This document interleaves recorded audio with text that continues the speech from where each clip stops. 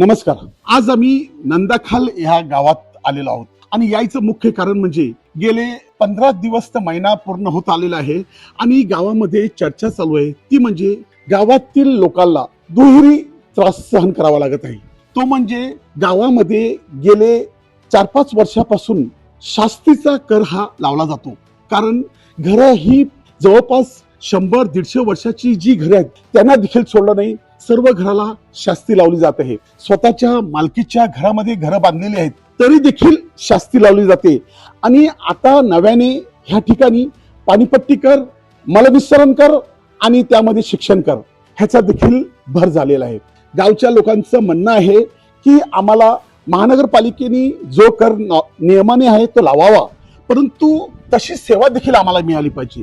आणि ह्याच विषयावर बोलण्यासाठी आता आपल्यासोबत जॉन परेरा, विन्सेंट परेरा आणि पायस मचाडो हे आपल्या सोबत आहेत. हे काय सांगतात ते आपण ऐकूया.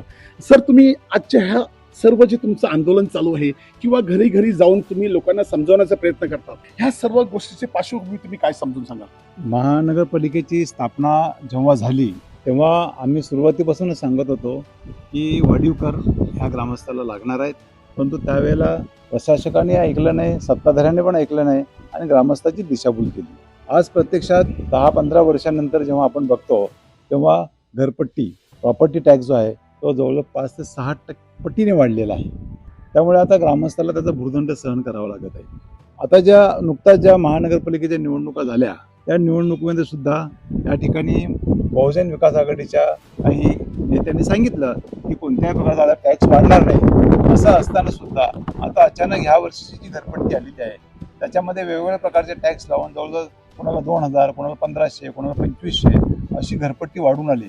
जेव्हा आम्ही पूर्ण बघितलं तेव्हा आमच्या लक्षात आलं की या ठिकाणी पाणीपट्टीचा आकारणी केली आहे, या ठिकाणी मलनिःसरण प्रकल्पाची आकारणी केलेली आहे. ज्या सुविधा ह्या गावामध्ये मिळतच नाहीत त्या सुविधाची आकारणी तुम्ही कशासाठी करता? तुम्ही करदात्याची कशाला दिशाभूल करतात? त्याचा आम्ही जाहीर निषेध करण्यासाठी सभा घेतल्या. आम्ही महापौराला सुद्धा भेटून आमचं रिप्रेझेंटेशन निवेदन दिलेलं आहे. आम्ही स्पष्ट सांगितलं आहे की हे वाढीव कर रद्द करण्यात यावे. कोणत्याही प्रकारच्या गावामध्ये पाण्याचा एक थेंब सुद्धा येत नाही. ह्या लोकांनी फक्त इथं आपण म्हणतो ना स्टंटबाजी केली आणि स्टँड पोस्ट दिले 2-4 ठिकाणी जिथं आता पाण्याचा थेंब सुद्धा येत नाही. फक्त हा स्टंटबाजी त्यांनी करायचं काम केलं, परंतु पाणी नाही आहे, मलनिःसरणाची कोणतीही या ठिकाणी सुविधा नाही आहे. असं असताना सुद्धा अशा प्रकारचे कर आकारणे हा ग्रामस्थावरती केलेला अन्याय आहे. जेव्हा या ठिकाणी महानगरपालिकेच्या निवडणुका झाल्या तेव्हा 24 नगरसेवक ग्रामीण भागातून निवडून आले म्हणून आज हे सत्तेत बसलेत. त्या ग्रामीण भागाला ह्या लोकांनी आता गिफ्ट बक्षीस काय दिलं तर वाढीव घरपट्टी. ग्रामस्थांनी मतदारांनी ही गोष्ट लक्षात घेतली पाहिजे की आपल्याला काय रिटर्न मिळालं, त्या बदल्यामध्ये आपण जी मतं दिलं त्या बदल्यामध्ये वाढीव कर आपल्याला मिळाले. ह्याचा निषेध आम्ही करतो आहोत.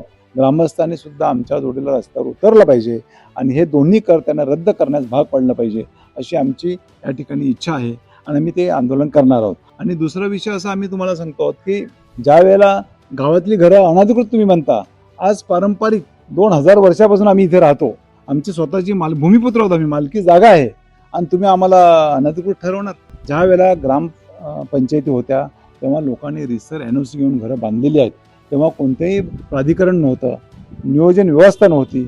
कलेक्टरकडे लोकांनी अर्ज केले, त्यावेळेला कलेक्टरकडून परवानगी आणणे म्हणजे स्वर्गात जाण्यासारखी गोष्ट होती. परमिशन मिळत नव्हत्या आणि असं असताना सुद्धा लोकांनी घरं बांधली. आज तुम्ही अनधिकृत म्हणता. आम्ही महानगरपालिकेमध्ये महापौराला एक निवेदन दिलं आहे, स्पष्ट सांगितलं आहे गावातली घरं जी आहेत ती अधिकृत आहेत, एकही घर अनधिकृत नाही आहे. आणि तुम्हाला जर वाटत असेल तर महासभेने एक ठराव घ्यावा. महासभेने एक ठराव घ्यावा जसं कल्याण, डोंबिवली, बदलापूर, कुळगाव महानगरपालिकेने ठराव घेऊन जशी त्या भागातली गावातली लोकांची घरं जी अधिकृत केली आहेत तसं ह्या लोकांनी ठराव घ्यावा आणि आमची घरं सुद्धा अधिकृतच आहेत असं जाहीर करावं. शासनाकडे तसा पाठपुरावा करा ही आमची मागणी राहील. आता तिसरा मुद्दा असा आहे की या ठिकाणी विरोधामध्ये बसलेले भाजपवाले आहेत, 40-45 नगरसेवक आहेत. एवढी घरपट्टी वाढलेली आहे, एवढे टॅक्स वाढले आहेत, कोणी काही बोलत नाही. तुम्ही पण त्यांना मिळून आहात का? तुम्ही पण सत्ताधाऱ्याला मिळून आहात का? तेव्हा विरोधकांनी आमचा आवाज तिथं बुलंद करायला पाहिजे, पण विरोधक सुद्धा बोलत नाहीत. त्या विरोधकांनी त्यांना सुद्धा आम्ही निवेदन दिलं आहे. विरोधी पक्षनेते मनोज पाटील यांना सुद्धा आम्ही निवेदन दिलेलं आहे. त्यांनी आमचा आवाज त्या ठिकाणी बुलंद करावा आणि ह्या वाढलेल्या ज्या टॅक्स आहेत त्या रद्द करण्यात याव्या अशी आमची मागणी राहील. उपमहापौर निवडून गेलेले आहेत, त्यांचं पहिलं म्हणणं होतं की हा भुर्दंड गावकऱ्यावर पडणार नाही, परंतु आता त्यांचं म्हणणं असं आहे की गावामध्ये विकास कामं करायची आहेत तर टॅक्स हा वसूल होणारच. त्याबद्दल तुम्ही काय सांगता? नुकताच आमचे मित्र परेरा यांनी जे काही भावना व्यक्त केल्या त्याचीच मी पूर्णपणे सहमत आहे. आता तुम्ही म्हणालात की महानगरपालिकेला गावामध्ये सुविधा द्यायच्या आहेत आणि तो टॅक्स आम्ही भरतोच आहोत. वस्तुतः महापालिकेला आमचा विरोध असून सुद्धा आम्हाला जबरदस्तीनं ही 35 गावं महापालिकेत घेतली, हे फार आमच्यावर झालेला मोठा बलात्कार आहे असं आम्ही समजतो. आणि त्यावेळेला हीच मंडळी महापालिकेत यांना घ्यावं असे सांगत होते, आम्ही त्याला विरोध करत होतो.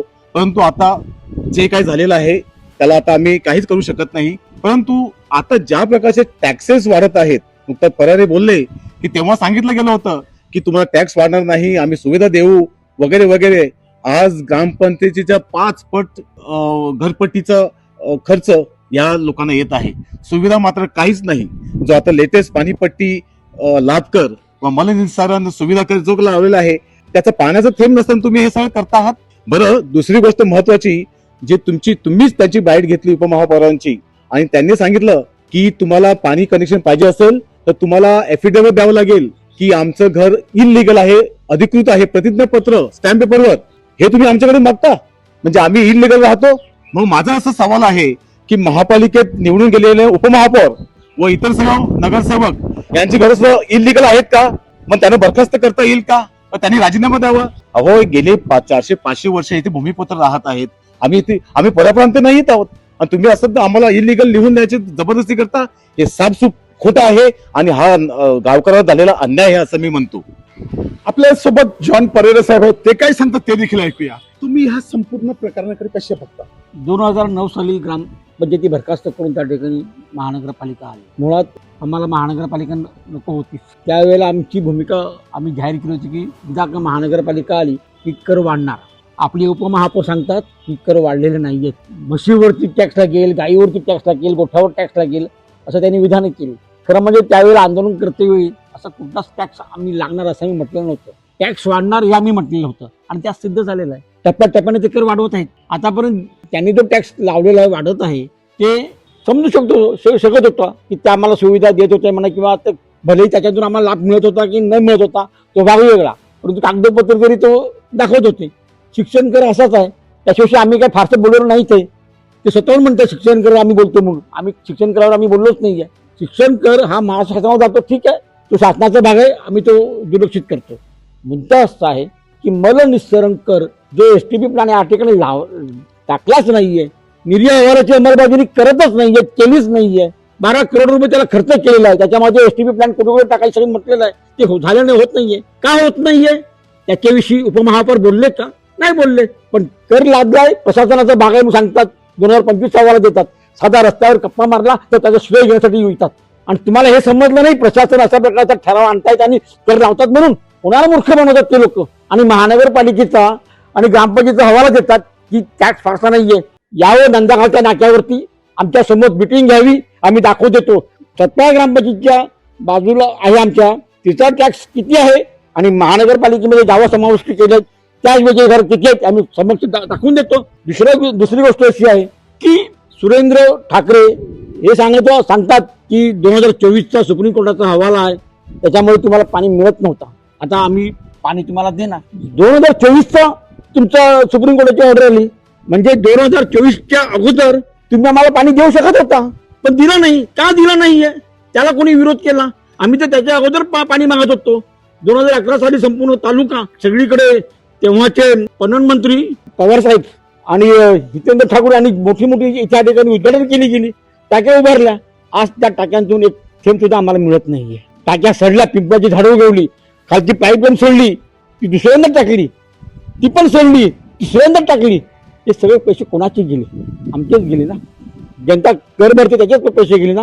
आणि आता काय म्हणत आहेत, आमचे पायस मच्छावरून म्युच्युअल फंड बोलले म्हणजे तुम्ही प्रतिज्ञापत्र सादर करा. भूमिपुत्रांनी स्वतःच्या जमिनीमध्ये जी घरं बांधलेली ग्रामपंचायतीची परवानगीनं, ती घरं अनाधिकृत आहेत हे आम्ही स्वतः डिक्लेअर करायचं, हा कुठला न्याय? तुम्हाला भरघोस मताने निवडून दिलं त्याच्यावर काय तुम्ही असं कर लागता काय?